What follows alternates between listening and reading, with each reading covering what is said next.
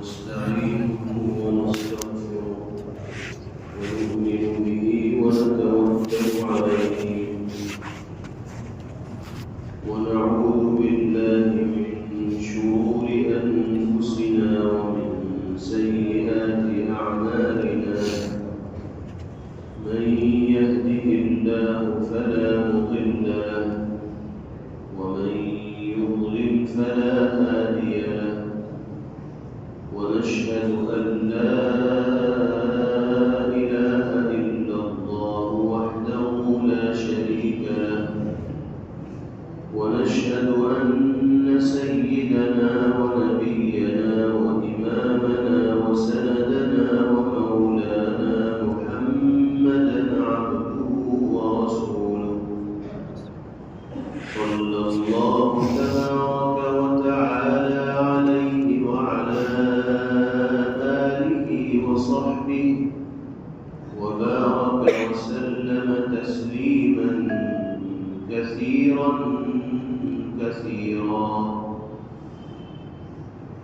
أما بعد فأعوذ بالله من الشيطان الرجيم بسم الله الرحمن الرحيم إن الله لا يغفر أن يشرك به ويغفر ما دون ذلك لمن يشاء ومن يشرك بالله فقد ضل ضلالا بعيدا إن يدعون من دونه إلا إناثا وإن يدعون إلا شيطانا مريدا لعنه الله وقال لأتخذن من عبادك نصيبا مفروضا ولأضلنهم ولأمنينهم ولآمرنهم فليبتكن آذان الأنعام ولآمرنهم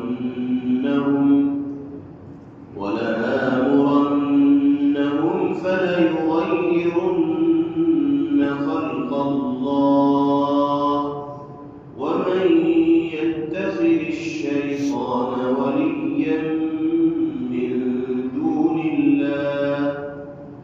وليا من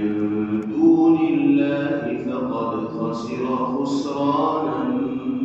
مبينا صدق الله مولانا العلي العظيم.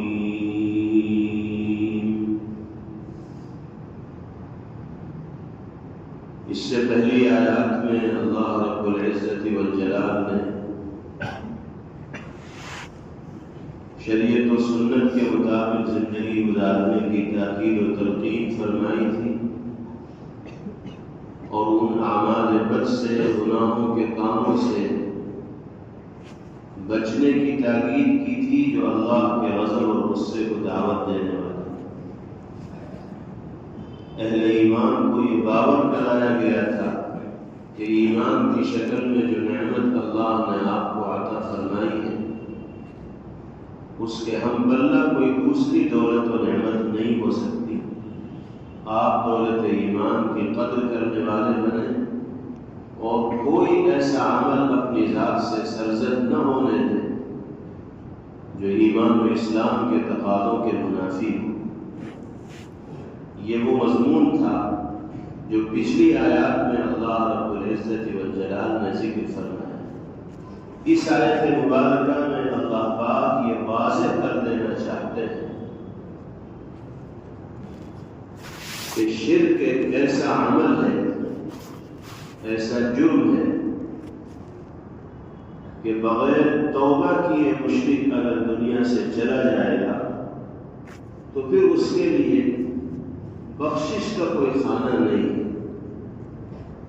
शिर्क के अलावा हर जुर्म को अल्लाह माफ़ फरमा सकते हैं,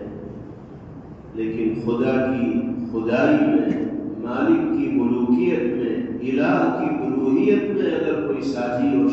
کسی کو قرار دینے والا ہوگا تو یہ ایسا جرم ہے کہ جس کے سلسلے میں صاف صاف اعلان کیا ہے اللہ رب العزت والجلال نے کہ ہمارے یہاں اس کے حوالے سے کوئی بخشش نہیں۔ اسی لیے پچھلی آیات میں کہا گیا کہ ایمانی اور اسلامی تقاضوں پر عمل کرنے والے بنو، اور کوئی ایسا عمل اپنی ذات سے سرزد نہ ہونے دو جس میں شرک کی بو آتی ہو، جس میں شرک کی آمیزش ہو، جس میں شرک کی ملاوٹ ہو۔ اس لیے کہ اگر شرک کی آمیزش و ملاوٹ ہوگی تو اللہ ناراض ہوں گے، اور بغیر توبہ کے انسان دنیا سے جائے گا تو اس کے لیے عفو و درگزر کی اور بخشش کی کوئی گنجائش نہیں۔ ایک شرک تو کھلا ہوتا ہے کہ انسان اللہ کے سوا کسی اور کو بھی مشکل کشا سمجھنے لگے، حاجت روا سمجھنے لگے،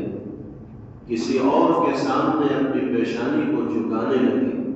کسی اور کو معبود و مسجود ماننے لگے۔ یہ تو کھلا شرک ہے، اور اس کے باطل ہونے پر، غلط ہونے پر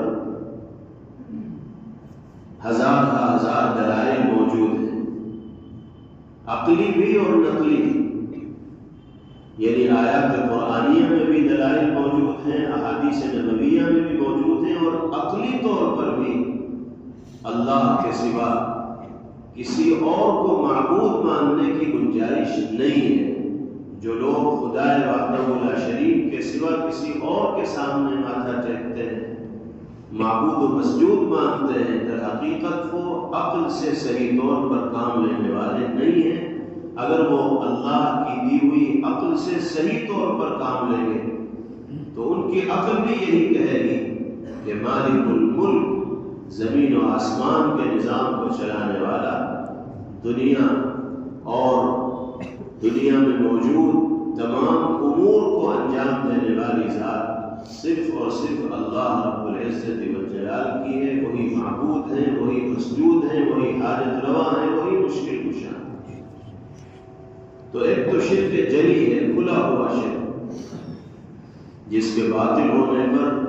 بداہت دلالت کرتی ہے، ہر طرح کے دلائل موجود، اور ایک شرک خفی بھی ہوتا ہے، چھپا ہوا شرک۔ کسی عمل کو لوگوں کو دکھانے کے لیے انجام دینا، نماز پڑھی جا رہی ہے اس جذبے کے ساتھ کہ لوگ مجھے نماز پڑھتا دیکھیں گے تو میرے بارے میں اچھا گمان کریں گے، اچھا خیال کریں گے۔ ریا کے جذبے کے ساتھ کوئی عمل اگر کیا جائے گا تو وہ بھی شرک کے زمرے کے اندر آئے۔ جناب رسول اللہ صلی اللہ علیہ وسلم نے فرمایا من صلی یرائی فقد اشرک ومن صام یرائی فقد اشرک، جو لوگوں کو دکھانے کے لیے نماز پڑھ رہا ہے وہ شرک کرنے والا ہے، جو لوگوں کو دکھانے کے لیے روزے رکھ رہا ہے وہ شرک کرنے والا ہے۔ کوئی بھی خیر کا کام لوگوں کو دکھانے کے لیے اگر ایمان والا انجام دے گا تو وہ شرکیہ عمل کا مرتکب قرار دیا جائے گا۔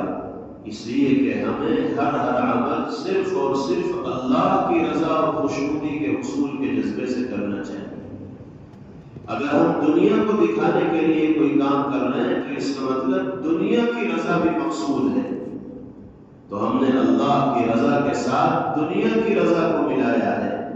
یا اللہ کی رضا کو نظر انداز کر کے دنیا کی رضا کو ترجیح دی ہے، یہی شرک ہے۔ رضا مقصود صرف اللہ کی ہونی چاہیے، اللہ کے بندوں کو راضی کرنے کی نیت سے، ان کو خوش کرنے کی نیت سے اگر کوئی کام کیا جائے گا تو اسی کو ریا کہا جاتا ہے، اور ریا کو جناب رسول اللہ صلی اللہ علیہ وسلم نے شرکی عمل قرار دیا۔ اللہ تعالی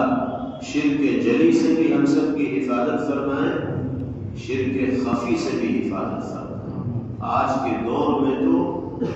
شرک جلی کا ارتکاب بھی بکثرت سماج و معاشرے میں دیکھنے کو ملتا ہے۔ مختلف مفادات کے لیے لوگ اس طرح کی حرکتیں کر جاتے ہیں جو شرکیہ اعمال کے زمرے میں آتی ہیں۔ کہیں چلے گئے اور وہاں جا کر ایسا عمل کیا جیسا غیر مسلم لوگ اپنے معبودان باطلہ کے ساتھ کرتے ہیں۔ بعض دفعہ دنیا کے معمولی مفادات کو حاصل کرنے کے لیے اپنے آپ کو مومن و مسلمان کہلانے والے لوگ بھی ایسی حرکتیں کر جاتے ہیں کہ جس سے ایمانی جذبے کے اوپر آنچ آتی ہے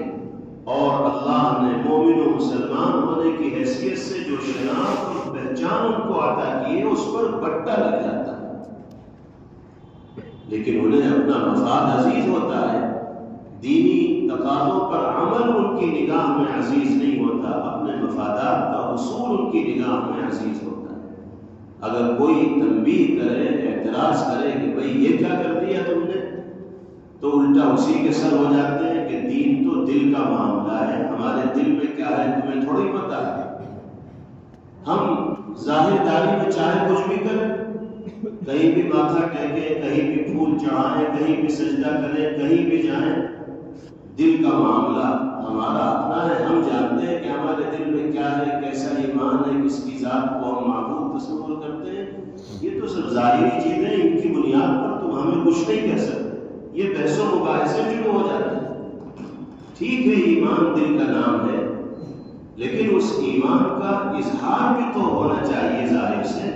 اب آپ دل میں ایمان لیے بیٹھے رہیں اور ظاہر میں شرکیہ اور کفریہ اعمال کرتے رہیں تو اس کو شرعاً برداشت تھوڑا کیا جائے۔ ایمان نام ہے اس یقین کا دل کے اندر موجود ہونا جس کی بنا پر انسان اللہ ہی کو معبود و مسجود تسلیم کرے اور پھر اس یقین کا مظاہرہ اس کے ظاہر سے بھی ہو۔ ظاہر سے بھی کوئی ایسا عمل سرزد نہ ہونا چاہیے جو شرکیہ اعمال کے زمرے میں اور دائرے میں آتا ہے، ورنہ انسان کو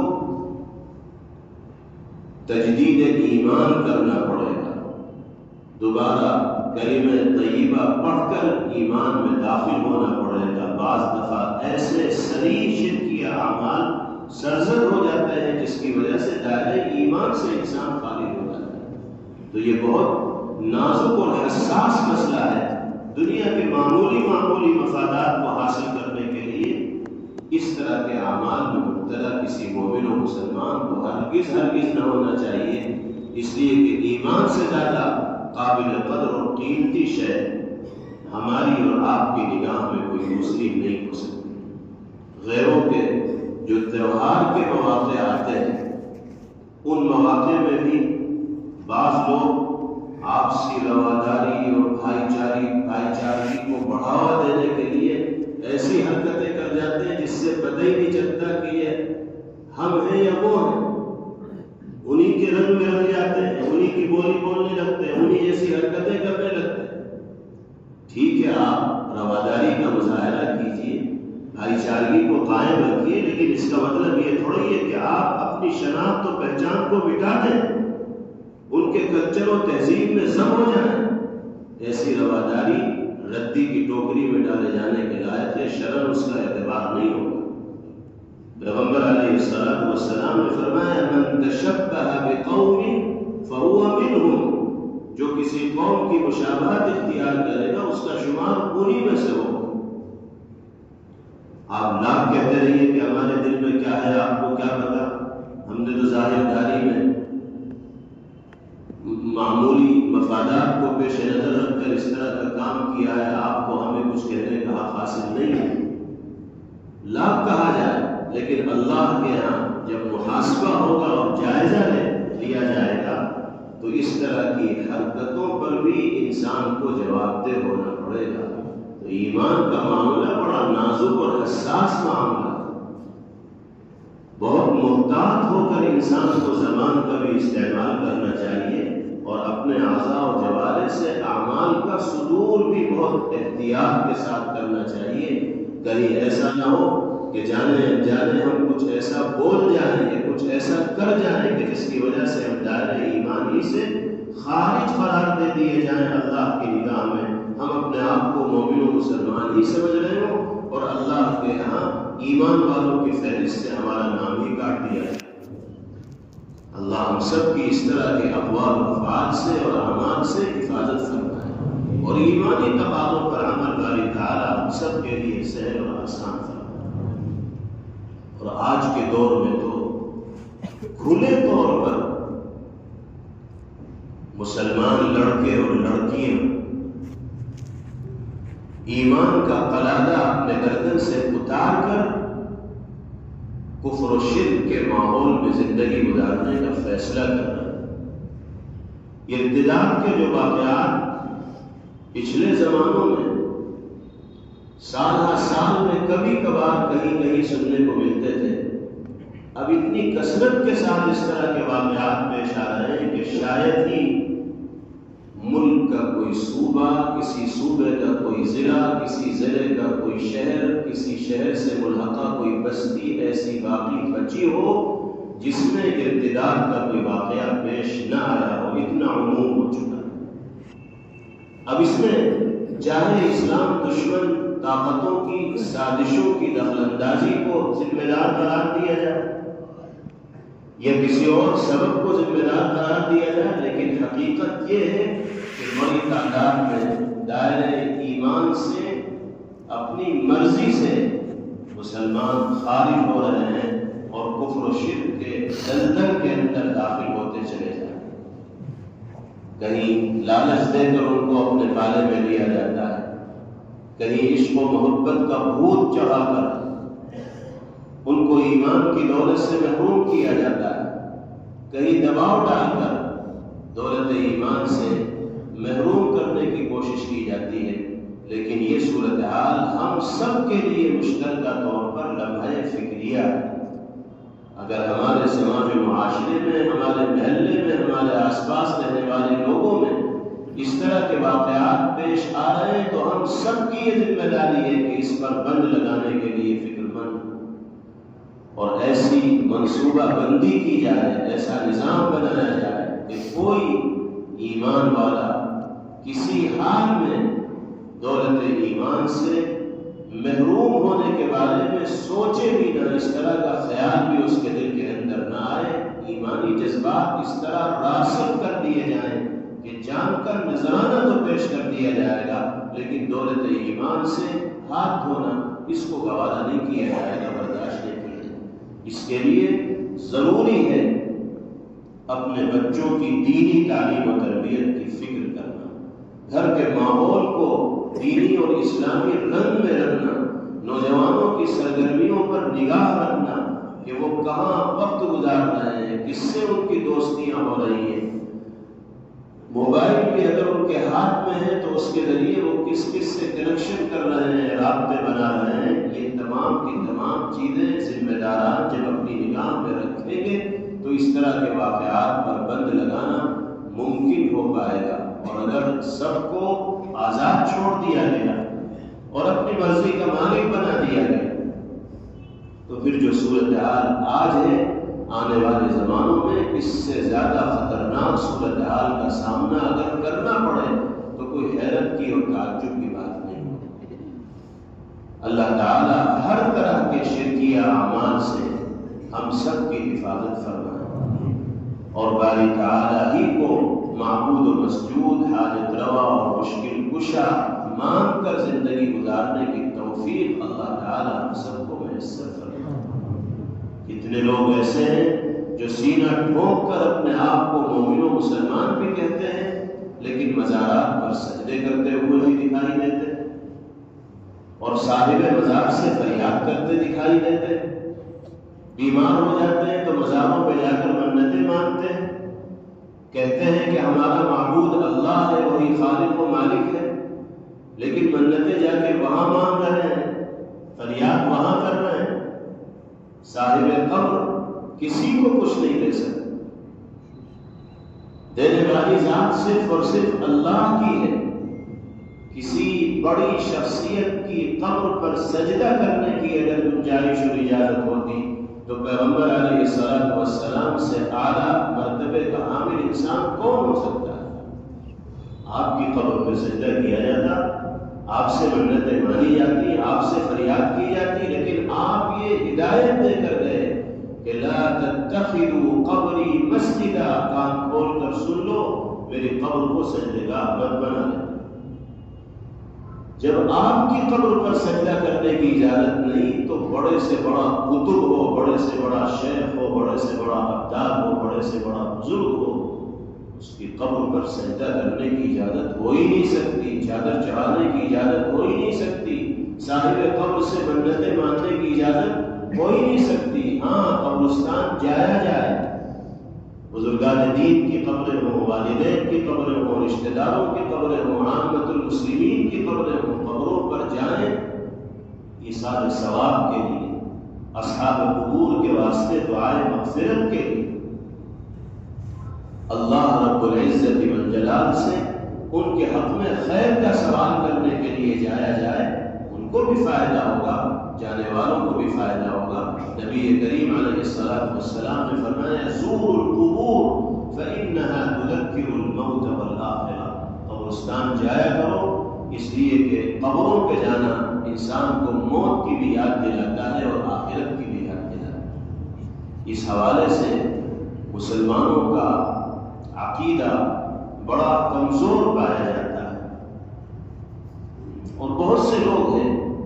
کہ جو نماز پڑھیں یا نہ پڑھیں، روزے رکھے نہ رکھیں، قرآن کی تلاوت کریں نہ کریں،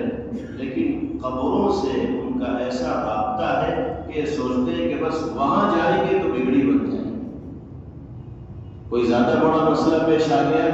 تو بڑی سرکار میں جانا ہے، چھوٹی موٹی بات پیش آئی تو چھوٹی سرکار میں جایا جا رہا ہے، الگ الگ سرکاریں بنا رکھی ہیں کہ یہ بڑی سرکار ہے وہ چھوٹی سرکار ہے۔ سرکار تو ایک ہی ہے اور وہ اللہ رب العزت والجلال کی، وہی قادر مطلق ہے، وہی مشکل کشا ہے، وہی حاجت روا ہے۔ اگر قبروں کو سجدہ کیا جائے گا، وہاں منتیں مانی جائیں گی، تو یہ عمل بھی ان اعمال کے اندر آئے گا جو شرکیہ اعمال کے زمرے میں آتے ہیں اور جن سے اللہ نے قرآن مقدس میں بھی منع فرمایا اور جناب رسول اللہ صلی اللہ علیہ وسلم نے احادیث طیبہ میں بھی ممانعت فرمایا۔ حضرت وحشی رضی اللہ تعالی عنہ یہ وہ صحابی ہیں جنہوں نے حضرت حمزہ رضی اللہ تعالی عنہ کو جو پیغمبر علیہ السلام کے چچا تھے شہید کیا تھا غزوہ احد کے موقع پر، اس وقت تک انہوں نے اسلام قبول نہیں کیا تھا۔ نبی کریم علیہ السلام پر اس شہادت کا بڑا گہرا اثر تھا، آپ کو اپنے چچا سے بڑا تعلق بھی تھا اور بڑی مظلومانہ اور دردناک انداز میں ان کی شہادت عمل میں آئی تھی، تو بڑا اثر تھا پیغمبر علیہ السلام۔ ایک دن وہ آیا کہ حضرت وحشی نبی کریم علیہ السلام کی خدمت میں حاضر ہوئے اور عرض کیا کہ یا رسول اللہ میں امان چاہتا ہوں۔ پیغمبر علیہ السلام نے فرمایا کہ میں تو تمہیں اس حال میں نہیں دیکھنا چاہتا تھا، کیونکہ تم سامنے آتے ہو تو چچا کی یاد ستاتی ہے، اور چچا کی یاد آتی ہے تو میں دیر تک اسی میں گم ہو جاتا ہوں، میں اس حال میں تمہیں نہیں دیکھنا چاہتا۔ انہوں نے عرض کیا کہ یا رسول اللہ مجھے اپنے کیے پر پچھتاوا ہے، اب میں امان چاہتا ہوں۔ آپ نے فرمایا کہ چلو اگر تم اسلام کی امان میں آنا بھی چاہتے ہو تو ہم تمہیں امان دینے کے لیے تیار ہیں، لیکن ہمارے سامنے تم مت آنا تاکہ تمہیں دیکھ کر چچا کی یاد مجھے نہ ستائے۔ یہ گفتگو ہو ہی رہی تھی کہ آیت کریمہ نازل ہوئی جس میں اللہ نے اپنے نیک بندوں کی صفات بیان کی، اس میں سے ایک صفت تھی والذین لا يدعون مع اللہ الہا آخر، اللہ کے نیک بندے وہ ہوتے ہیں جو اللہ کے سوا کسی دوسرے کو سجدہ نہیں کرتے، جو اس کے سوا کسی اور کو معبود نہیں مانتے، جو اس کے سوا کسی اور کو پکارتے نہیں، جو اس کے سوا کسی اور سے فریاد نہیں کرتے۔ جب یہ آیت حضرت وحشی کے سامنے آئی تو رونے لگے اور عرض کیا کہ یا رسول اللہ میری بخشش کیسے ہوگی؟ میں نے تو نہ جانے کتنے بتوں کی پرستش کی ہے اور پوجا کی، کس کس کو میں نے معبود مانا ہے، مسجود مانا ہے۔ قرآن کہتا ہے والذین لا يدعون مع اللہ الہا آخر، میں تو اس کے اوپر کھڑا نہیں اتر رہا ہوں، آپ خاموش رہیں۔ اللہ تعالی نے اگلی آیت نازل فرمائی الا من تاب وآمن وعمل عملا صالحا، جو لوگ اللہ کے سوا کسی اور کو پکارتے ہیں انہیں نجات نہیں ملے گی سوائے ان لوگوں کے جنہوں نے پہلے اللہ کے سوا کسی کو پکارا ہو لیکن بعد میں توبہ کر لی ہو اور نیکیوں سے اپنی زندگی کو مزین و آراستہ کر لیا ہو۔ الا من تاب وآمن وعمل عملا صالحا۔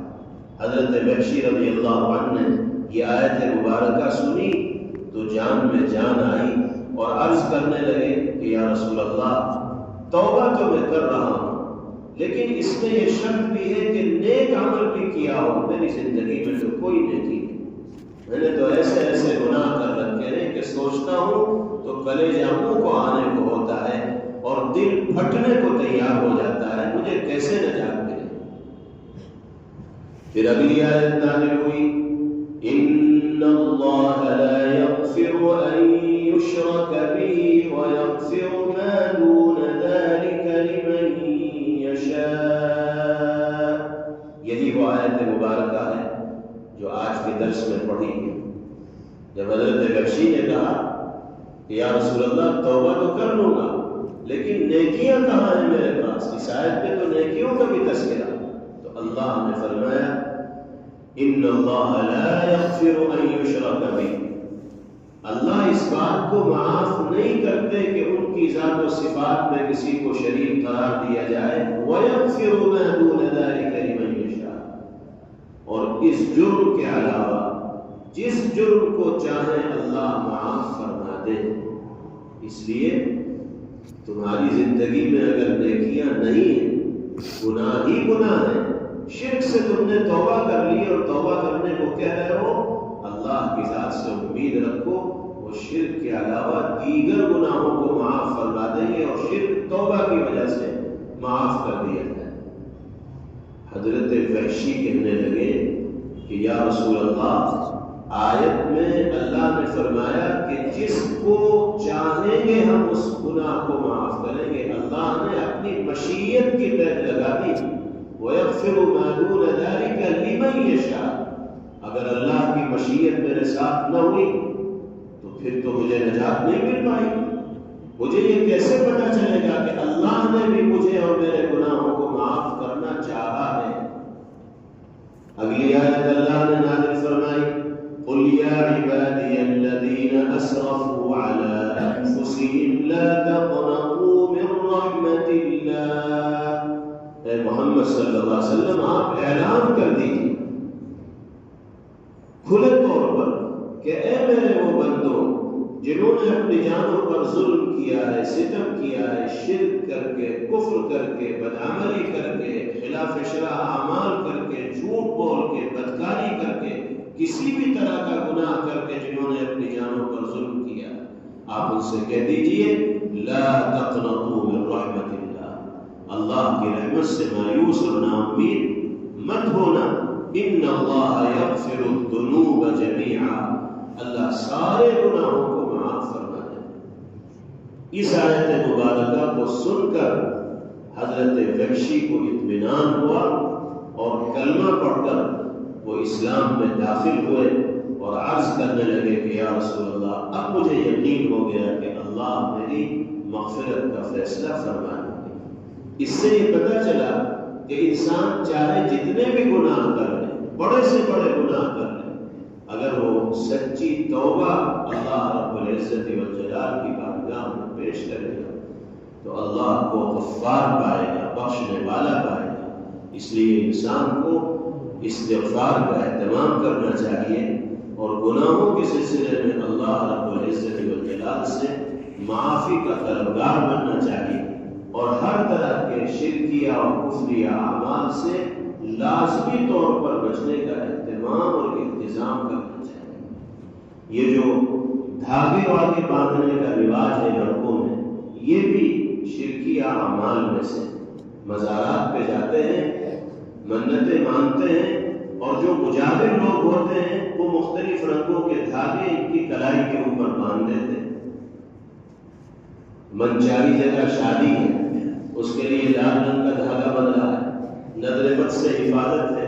کالا دھاگا بن رہا ہے، کاروبار میں برکت ہے، سبز دھاگا بن رہا ہے۔ اب وہ دھاگا اس نوجوان کو اتنا عزیز ہوتا ہے کہ انگلی کٹ جائے کاٹنے کا، لیکن دھاگا نہیں اتر سکتا، وہ تو بنا ہی رہے گا۔ اور اسی کے ساتھ عقیدہ جڑ جاتا ہے کہ اگر یہ آگے پیچھے ہو گیا تو زندگی آگے پیچھے ہو جائے گی، حالات خراب ہو جائیں گے، کاروبار میں بگاڑ پیدا ہو جائے گا، مسائل کھڑے ہونے لگیں گے، پریشانیاں آنے لگیں۔ جس طرح کا یقین انسان کا ہوتا ہے، پھر اسی طرح کے حوادث اس کی زندگی کے اندر پیش آنے لگتے ہیں۔ یہ سب کی سب بدعقیدگی ہے، ایمانی ضعف ہے۔ اللہ رب العزت والجلال کی ذات پاک پر توکل و اعتماد کی کمزوری ہے۔ ان سب چیزوں سے ہمیں خود بھی دور رہنا چاہیے، اپنے سماج و معاشرے کے افراد کو بھی دور رکھنا چاہیے، گھر کی خواتین و مستورات کو بھی ان چیزوں سے دور رکھنا چاہیے۔ عورتیں بھی اس سلسلے میں بہت کمزور عقیدے والی ہوتی ہیں اور ان چیزوں پر ان کا بڑا اعتماد اور بھروسہ ہوتا ہے۔ اصل چیز اللہ کے کلام کی تلاوت ہے، نمازوں کی پابندی ہے، پیغمبر علیہ الصلوۃ والسلام کی سنتوں پر عمل ہے، قرآن پاک کتاب شفا ہے۔ اللہ نے روحانی بیماریوں کا علاج بھی اپنے مقدس کلام کی تلاوت میں رکھا ہے، اور جسمانی بیماریوں کا علاج بھی اللہ نے قرآن پاک کی تلاوت کے اندر رکھا ہے۔ سارا کا سارا سرمایہ تو قرآن پاک کے اندر یکجا کر دیا گیا، اور ہم قرآن کو چھوڑ کر، دعائے معصورہ کو چھوڑ کر ادھر ادھر کے کاموں میں لگ جاتے ہیں، اور ان کے سلسلے میں یقین و عقیدہ اپنے دل کے اندر بٹھا لیتے ہیں۔ ایمان بھی کمزور ہوتا ہے اور معاملات بھی حل نہیں ہو پاتے۔ اللہ تعالی ہر طرح کے شرکیہ اور کفریہ اعمال سے ہم سب کی حفاظت فرمائے۔ ارشاد فرمایا گیا، ان اللہ لا یغفر ان یشرک به ویغفر ما دون ذلك لمن یشاء۔ بے شک اللہ اس بات کو نہیں بخشتے کہ اس کے ساتھ کسی کو شریک ٹھہرایا جائے، اور اس سے کم تر ہر گناہ کی جس کے لیے اللہ چاہتے ہیں بخشش کرتے ہیں۔ وَمَن يُشْرِكْ بِاللَّهِ فَقَدْ ضَلَّ ضَلَالًا بَعِيدًا، اور جو شخص اللہ کے ساتھ کسی کو شریک ٹھہراتا ہے وہ راہ راست سے بھٹک کر بہت دور جا گرتا ہے۔ إِن يَدْعُونَ مِن دُونِهِ إِلَّا إِنَاثًا